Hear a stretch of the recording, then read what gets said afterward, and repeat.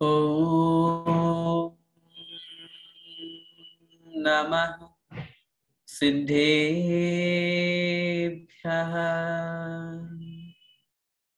ॐ नमः सिद्धेभ्यः।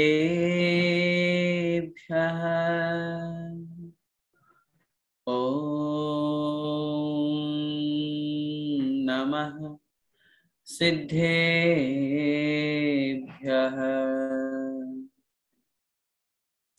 नमः श्रीवर्धमानाय निर्धूतकलिलात्मने सालोकानां त्रिलोकानां यद्विद्यादर्पणायते।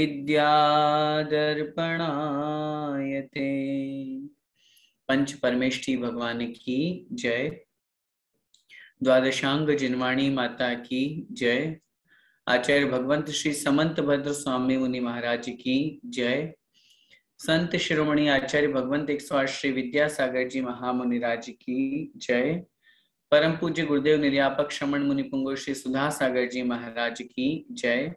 अढ़ाई द्वीपस्थ समस्त महामुनिराजों की जय। आचार्य भगवंत श्री समंत भद्र स्वामी द्वारा विरचित श्री रत्नकरंडक श्रावकाचार ग्रंथादिराज का हम स्वाध्याय कर रहे हैं और सम्यक चारित्र अधिकार में हम श्रावकों के योग्य जो 12 व्रत हैं उनका कथन चल रहा है।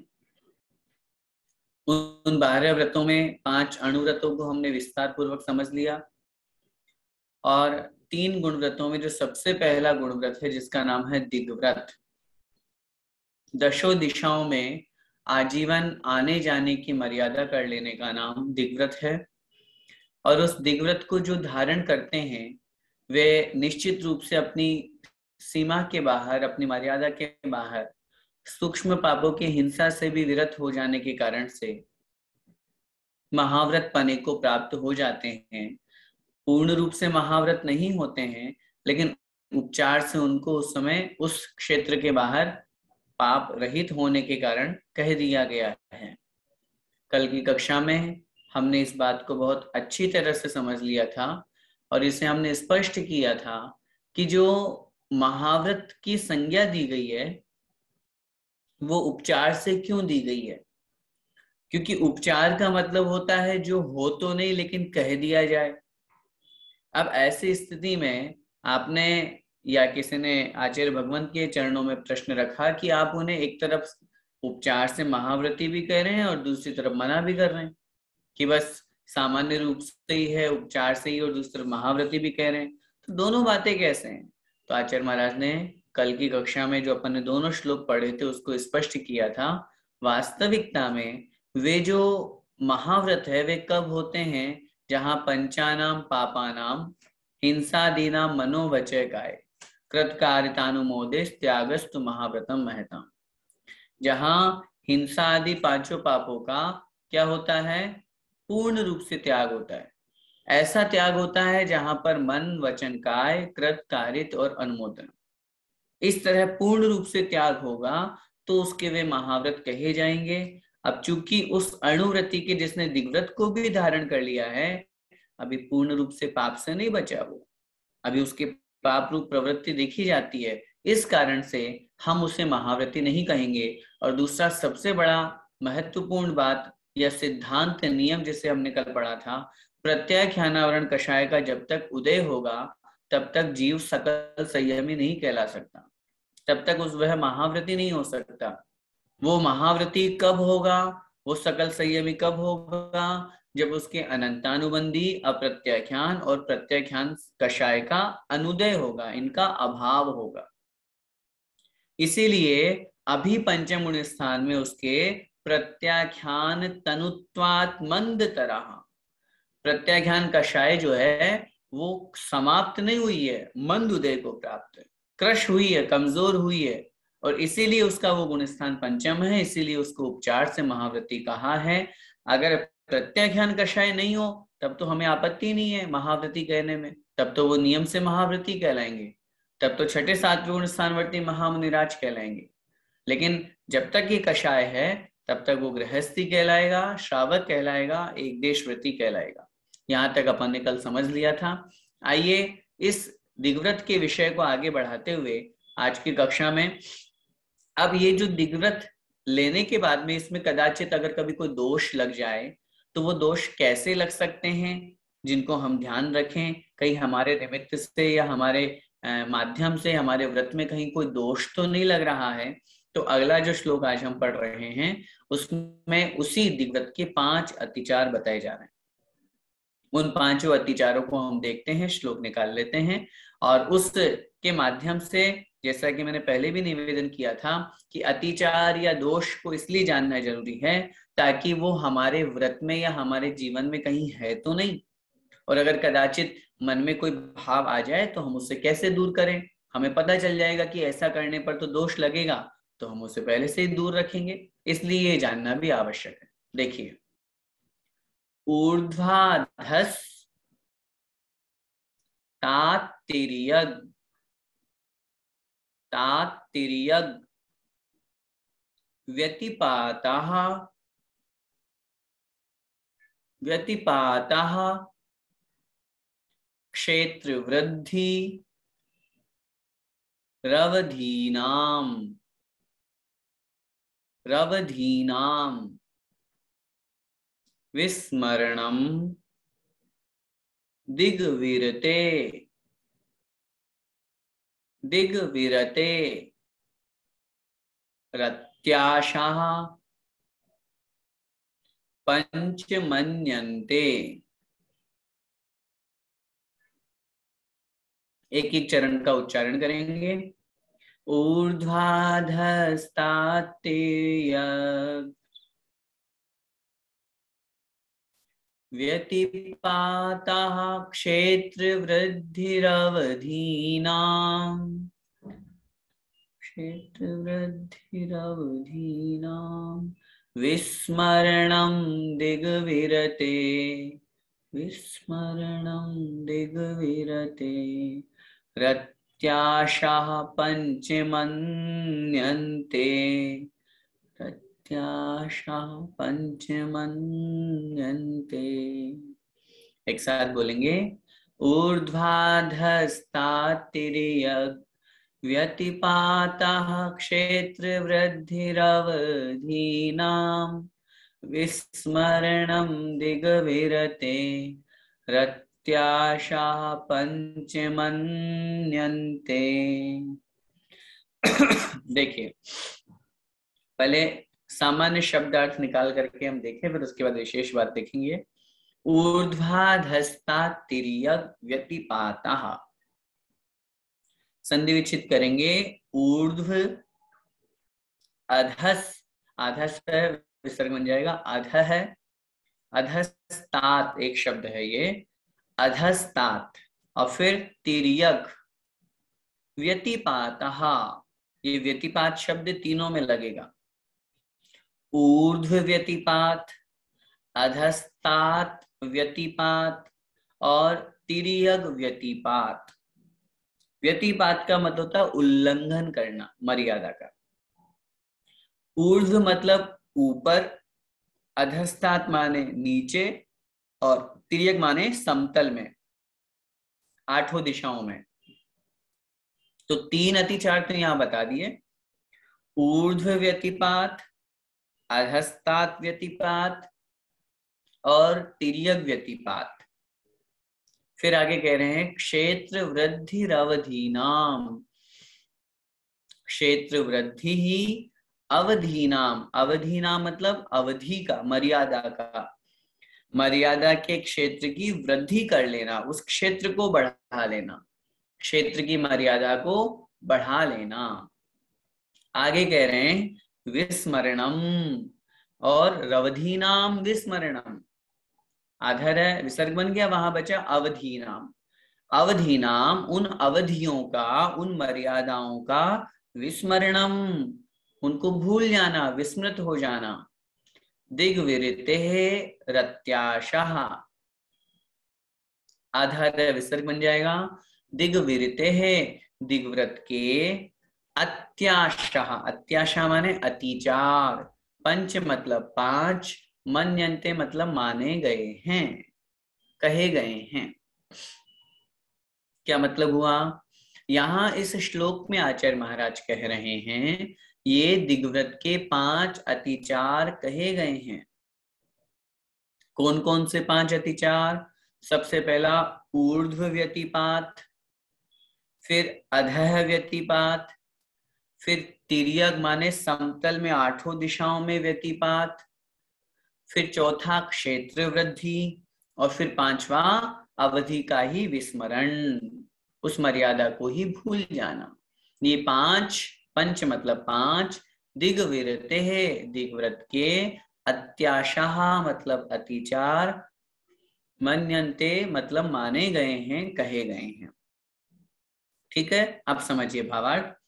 यहाँ इस श्लोक में आचार्य महाराज 5 अतिचारों का कथन कर रहे हैं।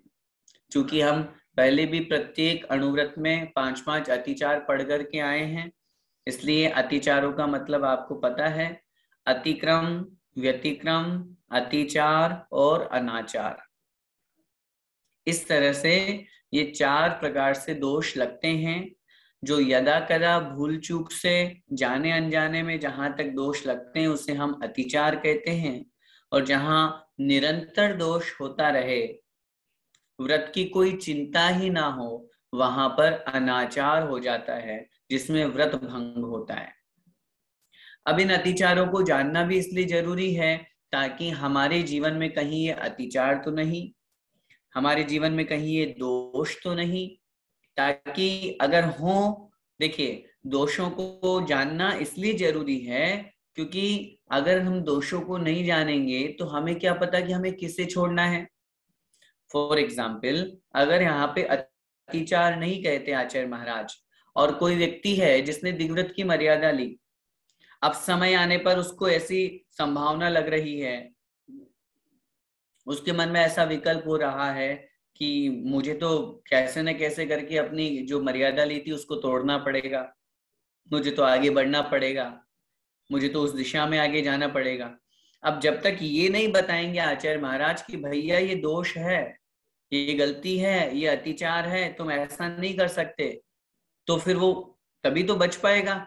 और अगर वर्णन नहीं हो शास्त्रों में, उसको दोष नहीं बताया, तो फिर तो कोई भी व्यक्ति कैसे भी काम कर लेगा, फिर तो आगे बढ़ता जाएगा।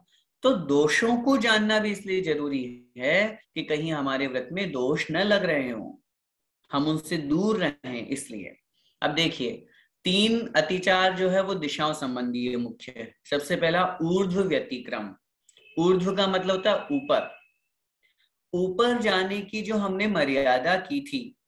ऊपर जाने से तात्पर्य वो हमेशा के लिए ऊपर जाने वाला नहीं, जो जीवन में जो ऊपर जाते हैं, या अपन ने जो मर्यादा की थी कि मैं ऊपर इस पहाड़ी तक जाऊंगा या इतने किलोमीटर तक ही ऊपर जाऊंगा, उस अनुसार की बात चल रही है। तो ऊपर जाने की, ऊर्ध्व दिशा की ओर जाने की जो हमने मर्यादा की थी, उस मर्यादा का व्यतिक्रम, उल्लंघन कर देना। कैसे? जैसे पहले के समय में तो विशेष रूप से पहाड़ आदि की अपेक्षा से शास्त्रों में कथन मिलते हैं कि आपने मर्यादा या नियम लिया, मैं पृथ्वी तल से 1 किलोमीटर तक ऊपर जाऊंगा, इससे ज्यादा नहीं। अब पहाड़ चढ़ते गए चढ़ते गए चढ़ते गए, अब ऐसी स्थिति में पता ही नहीं चला, ऊपर चले गए, 1.5 किलोमीटर 2 किलोमीटर तक चले गए, अब क्या करें? इसलिए उसको हम कहेंगे वहां पर ऊर्ध्व व्यतिक्रम, अर्थात ऊपर की ओर जो मर्यादा की थी उसका उल्लंघन कर लेना। अब ऐसे ही वर्तमान में अगर अपन कोई मर्यादा लें, जैसे माना कि किसी ने मर्यादा ली कि मैं 5 किलोमीटर तक ऊपर की मर्यादा करता हूँ। अब कदाचित वो कभी फ्लाइट में बैठा और उसकी फ्लाइट की उड़ान उसको नहीं पता कितनी है, अब वो फ्लाइट उड़ते उड़ते जो है वो 5 किलोमीटर से भी ऊपर चली गई, फिर क्या करेंगे? निश्चित रूप से उसके दिग्व्रत में दोष लगेगा। क्यों लगेगा दोष? क्योंकि उसने अपनी ऊर्ध्व दिशा की मर्यादा तोड़ दी, मर्यादा का उल्लंघन कर दिया। तो फिर क्या करना चाहिए? अगर आपको फ्लाइट में बैठना है तो आप पहले उसकी फ्लाइट की उड़ान की जानकारी लें, ये कितने फुट तक, कितने किलोमीटर तक ऊपर जाती है भाई। अगर वो ज्यादा जाती है तो मत करो फ्लाइट से यात्रा। आप ट्रेन से जाइए, आप बाई कार जाइए, जैसे भी जाना है वो जाइए, लेकिन अणुव्रती जो होगा या व्रती जो होगा वो मर्यादा नहीं तोड़ेगा। और अगर मर्यादा तोड़ते हैं तो दोष लगेगा। ऐसे ही अधः व्यतिक्रम, नीचे की ओर की जो मर्यादा लेना, क्योंकि दशो दिशाओं की मर्यादा ली थी ना दिग्व्रत में, अब नीचे की भी मर्यादा ली थी कि नीचे, अब नीचे तो अब मन में आया भाई नीचे गहराई में तो जाके क्या करूंगा मैं, जमीन के अंदर गड्ढे में मेरा क्या काम। लेकिन कभी ऐसी स्थिति आई, परिस्थिति कभी किसी के साथ कुछ भी करा सकती है, कुएं में उतरना पड़ा तो, अब वो पूरा कुआं जो खाली था या बहुत गहरा था। या वर्तमान समय की अगर अपन बात करें, आजकल अपन लोग, आजकल ट्रेंड भी चल पड़ा, घूमने फिरने जाते हैं तो वहां समुद्र में बहुत अच्छे अच्छे जो फ्लैट या रूम्स बने हुए होते हैं समुद्र के अंदर गहराई में, पानी के बीच में, वहां पे नीचे गहराई में उतरना पड़ता है। तब वो कितना अंदर तक जाएगा, किलोमीटर, 1 2 3 किलोमीटर, कितना भी हो सकता है। अब हमने मर्यादा ली थी, माना कि 1 किलोमीटर की, और 1 किलोमीटर तो बहुत होता है अंदर नीचे गहराई में जाना। और सॉरी, और वहां पर घूमने जाते समय, वहां जाते जाते अपने को पता ही नहीं चला 1.5 किलोमीटर तक आ गए, दोष लगेगा। ये कहलाती है अधः व्यतिक्रम, हमने नीचे की मर्यादा का उल्लंघन कर दिया। तीसरे नंबर पे है तिर्यक व्यतिक्रम। तिर्यक का मतलब 8 दिशाओं में, मुख्य रूप से जो 4 दिशाएं हैं और उसके अलावा 4 विदिशाएं, आपको मैंने बताया भी था, पूर्व दक्षिण पश्चिम उत्तर, उत्तर पूर्व के बीच में ईशान, पूर्व दक्षिण के बीच में आग्नेय, दक्षिण और पश्चिम के बीच में नैऋत्य, और पश्चिम और उत्तर के बीच में वायव्य। इस तरह से 8 दिशाओं में जो हमने मर्यादा बांधी थी उस मर्यादा का उल्लंघन कर लेना, ये भी हमारे दिग्व्रत में दोष लगाएगा। हमने मर्यादा की थी कि मैं भारत देश के बाहर नहीं जाऊंगा, उदाहरण, और आप कदाचित किसी कार्य के कारण से और देश से आगे 1 किलोमीटर की बाउंड्री से बाहर चले गए, आपको पता ही नहीं चला कि देश की बाउंड्री कहाँ है, खत्म हो गई कि नहीं हो गई, क्या है, क्या व्यवस्था है। या ऐसी कोई सी भी मर्यादा जो भी हम बांधते हैं, अगर उसका उल्लंघन हो जाता है तो वो कहलाता है तिर्यक व्यतिक्रम। इसके बाद में है चौथा जो अतिचार है वो है क्षेत्र वृद्धि। ये अक्सर लोगों के द्वारा ये दोष लगाया जाता है। बहुत बार ऐसी स्थिति बनती है कि जब मर्यादा किए थे उस समय तो व्यवस्था कम थी, व्यापार भी कम था, रिश्तेदारी भी कम थी, सारी बातें कम थी। अब तो रिश्तेदारी भी बढ़ गई, व्यापार भी बढ़ गया, जाना आना भी बढ़ गया, संसाधन भी बढ़ गए। पहले के समय में लोग बैलगाड़ी से शिखर जी की यात्रा किया करते थे, आजकल तो आज बैठो और 2 घंटे बाद शिखर जी पहुंच जाएंगे। एक उदाहरण मात्र, संसाधन इतने बढ़ गए। अब किसी के मन में आए कि उस समय जो मैंने मर्यादा ली थी वो तो उस समय के माहौल को देख करके मैंने ली थी, अब आज के समय में तो वो चीज बहुत छोटी है, बहुत छोटा स्थान, इतने से इस स्थान पर मैं कैसे अपना काम चला पाऊंगा। तो उन्होंने अपनी मर्यादा को बढ़ा लिया, क्षेत्र वृद्धि कर ली, ये कहलाएगा दिग्व्रत में अतिचार दोष। और बहुत बार ऐसा भी होता है, क्वचित कदाचित ऐसी स्थिति बन जाती है, हमारा व्यापार या कुछ भी कार्य पूर्व दिशा की तरफ ज्यादा है, तो हमने क्या चालाकी करी, फॉर एग्जाम्पल हमने लिया था कि हम पूर्व दिशा में, एक उदाहरण समझना, 1000 किलोमीटर तक जाएंगे, और पश्चिम सब दिशाओं की 1000 किलोमीटर की कर ली थी मर्यादा। अब मन में ये विकल्प आया, मेरा दोष भी ना लगे और मेरा काम भी हो जाए। अब मेरा पूर्व दिशा में और आगे 200-300 किलोमीटर तक जाने का कार्यक्रम आगे बनता है, तो फिर मैं क्या करूं, मैं एक काम करता हूं, 300 किलोमीटर इधर बढ़ा लेता हूं, 300 उधर घटा लूंगा पश्चिम में, तो उधर मैं 700 कर देता हूँ और इधर 300 कर देता हूँ, तो इधर 1300 हो जाएंगी। ऐसा करने पर भी क्षेत्र वृद्धि नाम का दोष लगेगा। हाँ, आप उधर की 1000 की 700 कर लो, वो चल जाएगा, वो कोई दिक्कत नहीं है, बढ़ा नहीं सकते। मर्यादा को घटाया जा सकता है, मर्यादा को बढ़ाया नहीं जा सकता। आजीवन जो संकल्प लिया है उस मर्यादा को बढ़ाया नहीं जाता। और 5वां दोष लगता है अवधीनाम विस्मरणम। जो हमने मर्यादा ली थी, जो हमने सीमा बांधी थी, वो ही भूल गए, पता ही नहीं है कितनी बांधी थी। अब उस समय तो भावावेश में आकर के नियम ले लिया, उस समय तो महाराज जी के सामने कह दिया, अब भूल गए।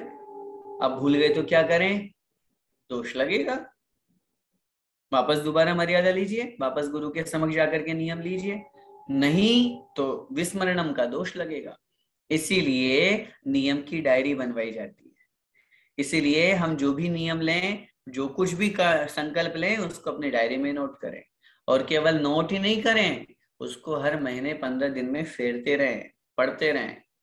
हाँ, मेरे ये नियम हैं, कहीं कोई दोष तो नहीं लग रहा, कहीं कोई दिक्कत तो नहीं आ रही। हाँ, ये नियम मैंने लिया था, बहुत बार होता है। कभी संघ में गए और महाराज ने कहा आहार देते समय भाई काय का त्याग है तुम्हारे, महाराज जैसा आप आदेश करो, और उन्होंने कोई इशारा किया और आपने नियम ले लिया, कब तक का, महाराज मैं 6 महीने तक पालन करूंगा। अब आप नियम तो लेके आ गए लेकिन भूल गए। अब भूल गए तो उसके नियम का पालन ही नहीं, और आते ही साथ कमरे में सबसे पहले डायरी में नोट अगर हम कर लेंगे कि हाँ आज से 6 महीने तक डेट डाल दीजिए कि मैं इस नियम का पालन करूंगा, नियम चलता रहेगा, पलता रहेगा। तो इसलिए नियम को लेकर के या व्रत को लेकर के या दिग्व्रत की मर्यादा को लेकर के भूलना नहीं है। अगर विस्मरण हो गया, भूल गए हैं, तो नियम से वहां पर दोष लगता है।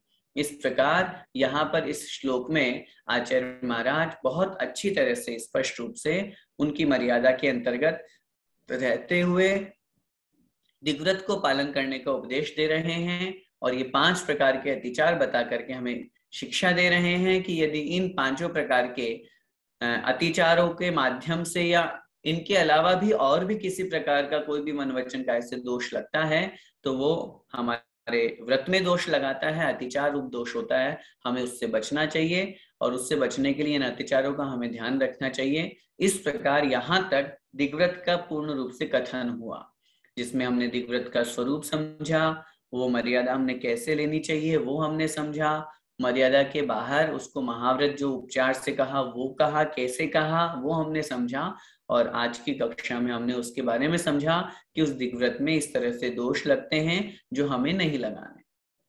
अब इसके आगे जो दूसरे नंबर का गुणव्रत आचार्य महाराज ने कहा, जिसका नाम है अनर्थ दंड व्रत।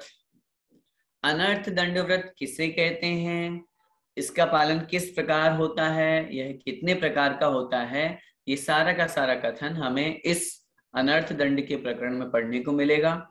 सबसे पहले आइए हम उस प्रकरण को प्रारंभ करते हैं, अनर्थ दंड को। उस अनर्थ दंड व्रत की क्या परिभाषा है, अगले श्लोक के माध्यम से आचार्य महाराज यहाँ पर समझा रहे हैं। देखते हैं हम अगला श्लोक, जिसमें उस अनर्थ दंड का लक्षण कहते हुए हमारे माध्यम से व्यर्थ में पाप न हो जाए वो यहाँ उपदेश दे रहे हैं। अभ्यंतरम दिग्वधे रपार्थिकेभ्यः सपाप योगेभ्यः विरमण मनर्थ दंड व्रतम विदुर व्रतधराग्रण्य है। विदुर व्रतधराग्रण्य है। एक साथ बोलेंगे, एक एक चरण बोलेंगे। अभ्यंतरम दिग्वधे, अभ्यंतरम दिग्वधे रपार्थिकेभ्यः सपापयोगेभ्यः,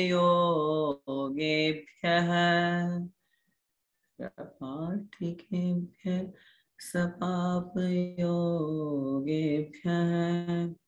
विरमण मनर्थ दंड, विरमण मनर्थ दंड व्रतम विदुर्व्रतधराग्रण्यः, व्रतम विदुर व्रतधराग्रण्यः। एक साथ बोलेंगे। अभ्यंतरम दिग्वधे पार्थिकेभ्यः सपापयोगेभ्यः विरमणमनर्थदण्ड व्रतं व्रतधराग्रण्यः। देखिए, अनर्थ दंड व्रत का लक्षण। अभ्यंतरम दिग्वधेर पार्थिकेभ्यः। अभ्यंतरम मतलब आभ्यंतर, अंदर की तरफ, भीतर। दिग्वधे, किसके भीतर? दिग्वधे आधार विसर्ग बन जाएगा और फिर निकलेगा अपार्थिकेभ्यः। दिग्वधे माने दिशाओं की, दिग अवधे है, दिशाओं की जो हमने अवधि बनाई थी, मर्यादा की थी, उन दिशाओं की मर्यादा के अभ्यंतर मतलब भीतर भीतर। अपार्थिकेभ्यः, अपार्थिक का मतलब होता है व्यर्थ, प्रयोजन रहित, जिससे हमारा कोई लक्ष्य सिद्ध नहीं होने वाला, जिससे हमारा कोई प्रयोजन सिद्ध नहीं होने वाला। ऐसे सपाप योगेभ्यः, ऐसे पाप के योगों के द्वारा। पाप के योग मतलब, पाप योग का मतलब, योग मतलब मन, वचन और काय।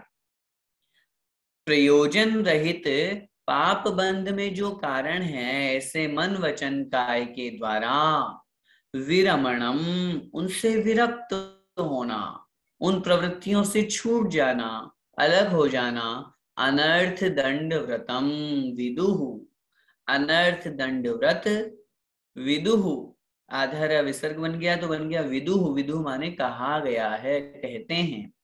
कौन कहते हैं? व्रत धराग्रण्य हैं, व्रतों को धारण करने में जो अग्रणी हैं, ऐसे महामुनि महाराज, तीर्थंकर देव आदि, गणधर देव आदि। फिर से देखें, शब्द थोड़े से कठिन हैं। अभ्यंतरम मतलब भीतर, किसके भीतर? दिग अवधे है, मर्यादा के भीतर, दिशाओं की जो मर्यादा की थी उस मर्यादा के भीतर। अपार्थिकेभ्य है, प्रयोजन से रहित, लक्ष्य से रहित।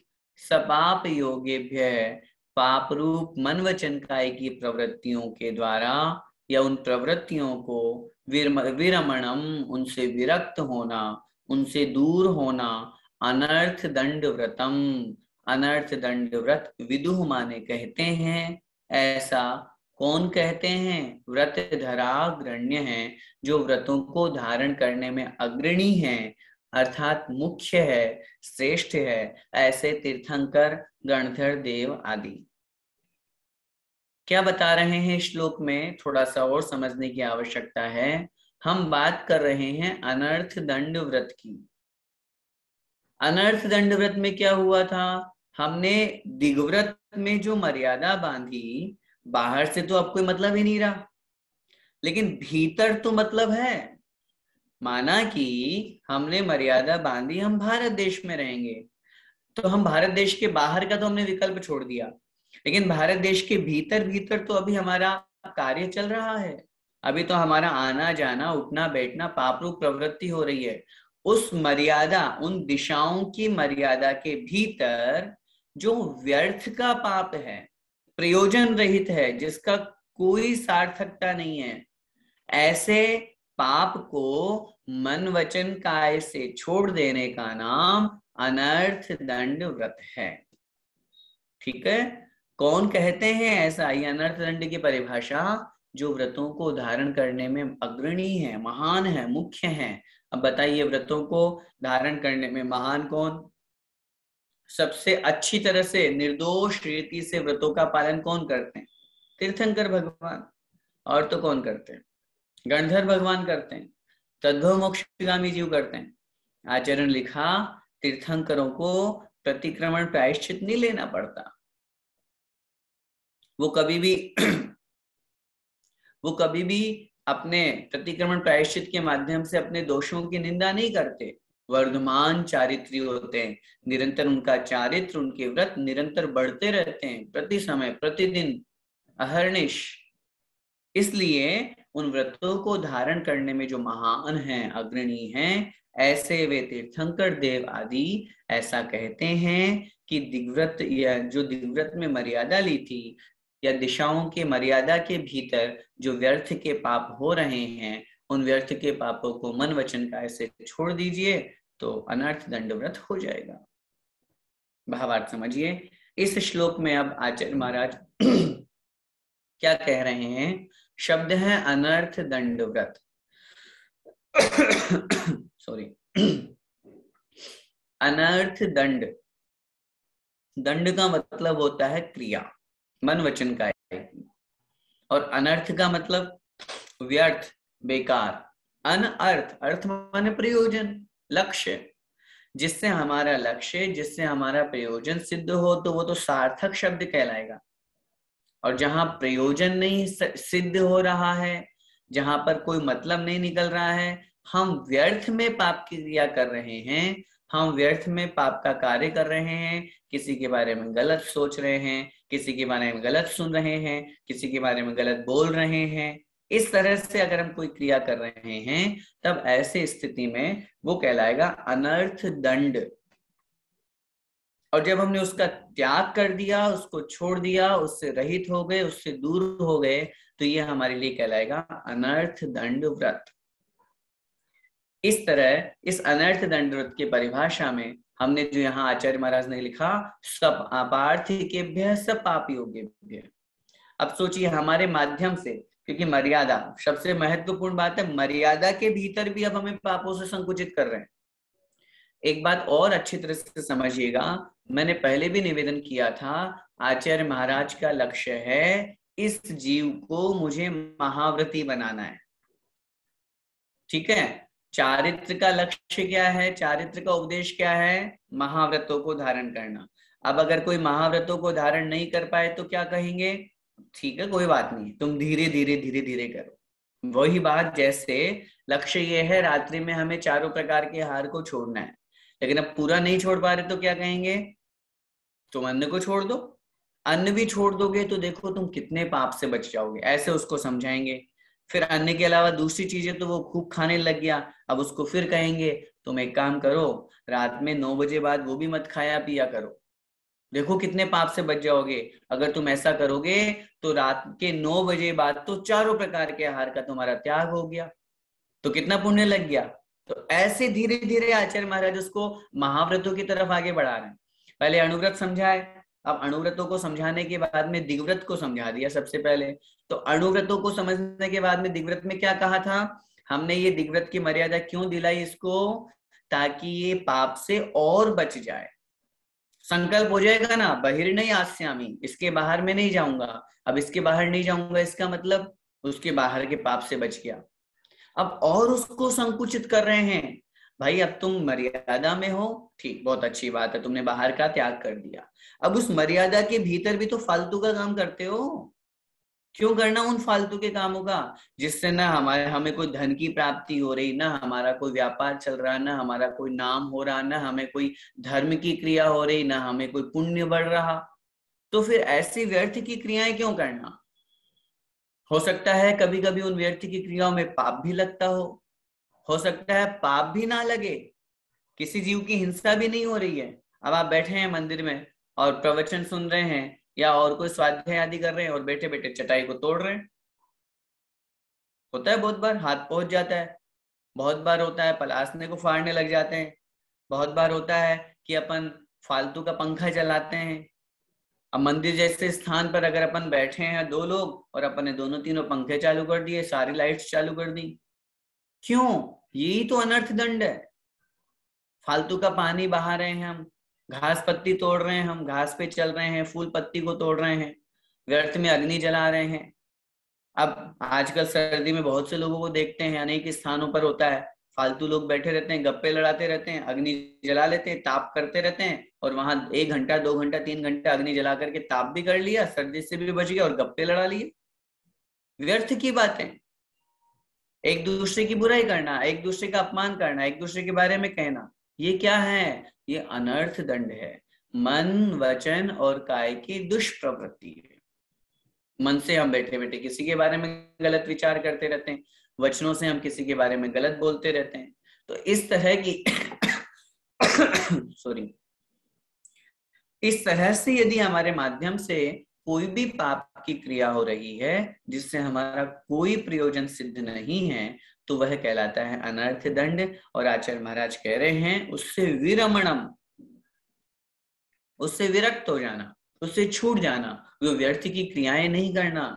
हम कोई भी कार्य करें, हम इस बात को ध्यान में रखते हुए करें, हमारा हर एक कदम आत्म कल्याण के लिए होना चाहिए, हर एक कदम।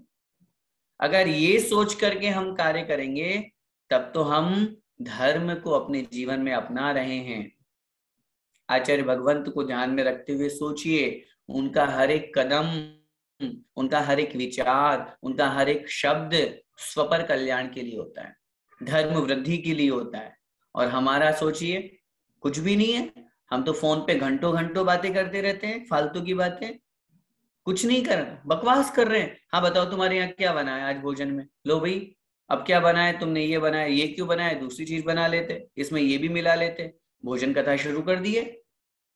घंटों घंटों व्हाट्सएप, फेसबुक, इंस्टा, ट्वीट, इन सब चीजों पे लगे हुए हैं, हम फालतू की चीजें देखते रहते हैं, टाइम पास करते हैं।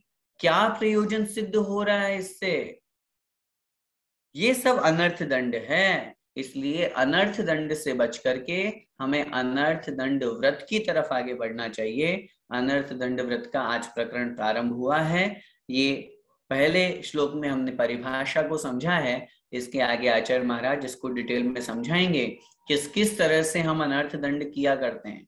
पापोपदेश, हिंसादान, दुष्श्रुति, प्रमाचर्य, इस तरह से 5 प्रकार के भेदों का आगे कथन किया जाएगा। एक एक को हम समझेंगे और कोशिश यही हम करेंगे कि उन एक एक पापों से बचें, उस दोष से बचेंगे तो निश्चित रूप से व्रत, अनर्थ दंड व्रत हमारे जीवन में आएगा। ये गुणव्रत यदि जीवन में आएगा तो निश्चित रूप से हमारे मनुष्य पर्याय को सार्थक करेगा। हम सभी उस ओर आगे बढ़कर के पापों से बचने का भाव रखें। इसी मंगलमय भावना के साथ बोले द्वादशांग जिनवाणी माता की जय।